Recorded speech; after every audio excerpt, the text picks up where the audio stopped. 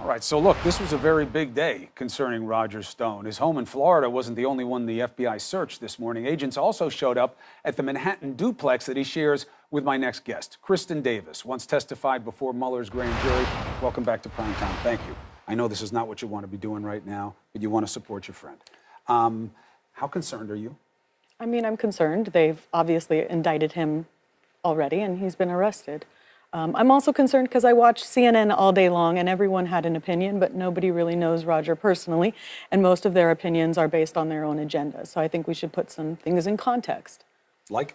I mean, first of all, Randy Credico, for example, there's Person all these... number 2 in the indictment. Right. Person number 2. We all know that. They're frenemies. They've had a horrible off-and-on relationship for 20-plus years. They threaten each other all the time, and then the next month they're going out to dinner.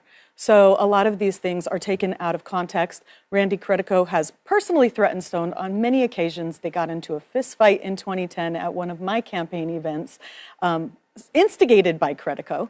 So I think that people are seeing, oh, he threatened the dog. No. What he said was, I'm going to take your dog because Randy doesn't treat his dog well, and Stone's an animal advocate. So everyone wants to make him out to be this awful guy based on his public image, but that's just who he is as an entity. You don't believe Roger ever intended to threaten him not to testify? No. I think behind the scenes, Roger's telling him tell the truth, and that's where you see him actually threatening him like, hey, you've sold your friends out. Why aren't you telling the truth? Why are you telling them that you're not the intermediary?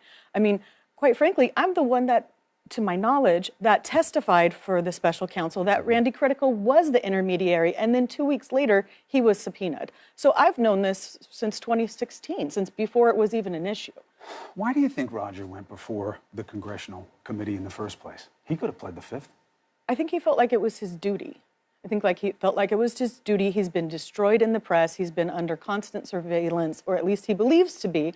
And he thought that by going there and giving him his side, that it would somehow alleviate the pressure of everything that's going on. You know, Rudy Giuliani talks about this idea of a perjury trap. Can't put the president in front of Mueller's guys. It's a perjury trap. A perjury trap is where they only bring you in to prove that you're lying because they have you already, not for legitimate investigative purposes.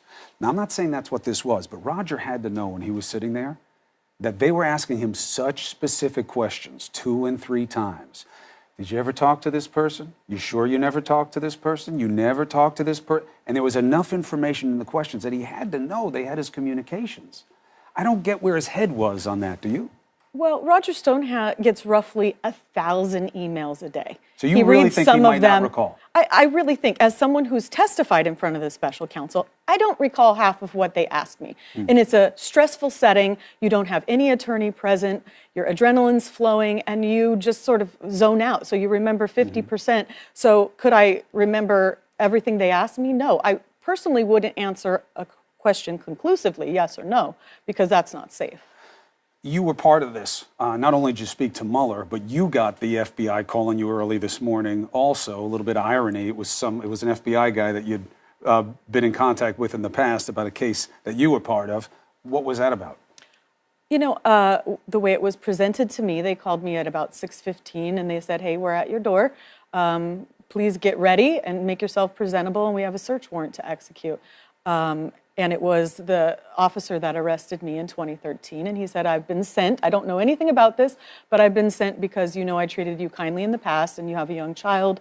We want to treat you kindly now. But didn't you move? I moved, so there's no joint duplex anymore. So I've moved. So did they search the right place? Well, Roger Stone doesn't have a New York apartment anymore. So his stuff is in storage. No, they searched the remnants of the apartment that we had that's currently being liquidated to storage. Did you go to see what they would take? No. I mean, most of the stuff is already out of there. It's already in a storage spot or being moved to a storage spot. So you don't know what they got or whether there was anything to be had? No, I don't particularly want to walk into a place where the FBI is. It's not my list of priorities. Fair point.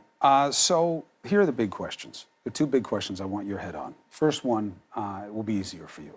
What is the chance that Roger Stone realizes these guys aren't messing around, this isn't a PR campaign, that this morning he got a taste of what kind of power these men and women have, And once his lawyers process what's in this indictment and see that this is a hard case he's facing objectively, do you think he would cut a deal? No. I mean, I think Roger Stone is one of the most resilient men I have ever met. He manages to take a horrible situation and turn it around, and I've seen it all the time. So I never doubt him anymore. So I would say that he's don't count him out. And I also think there's a lot of legitimacy in the fact he's a 66-year-old man and forgetful, and people should be entitled to understand that he's also a human being. And being in a stressful situation, even such as this, you forget, you don't say what you want to say, you are not articulate. And he testified in front of the Senate, I mean, by himself, no attorney present, for hours. I can't expect any normal person would remember everything they said. Yeah, he was in front of that House committee, and that's what got him into trouble. One other thing, what your head is on this. The hard thing for me to accept is that Roger Stone, who has known the president longer than anybody involved in that campaign, has believed in him as a presidential contender longer than anybody ever has, maybe even including the president himself. He's going out of his way to do these things. He's taking efforts. He's all over the place. He's contacting all these different people. And the man he's doing it for has no idea. You find that hard to believe? That doesn't expose Roger Stone, by the way. I'm not talking about him and his exposure. Do you believe that he'd be doing all this stuff and that Trump would know nothing about it, or do you think that's protective Roger Stone? I think what we know of Trump as a president is that he does what he wants, when he wants, and he doesn't really answer to anyone.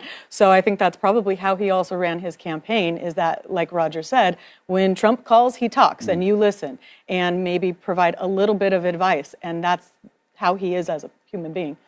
Roger has said, I will not bear false witness, but he can tell the truth. And you know the old expression. In this case, for certain, the truth may set him free in terms of what this case could mean to him. Kristen Davis, I appreciate your perspective once again on this matter. Thank you very much for doing it. Thanks, Chris.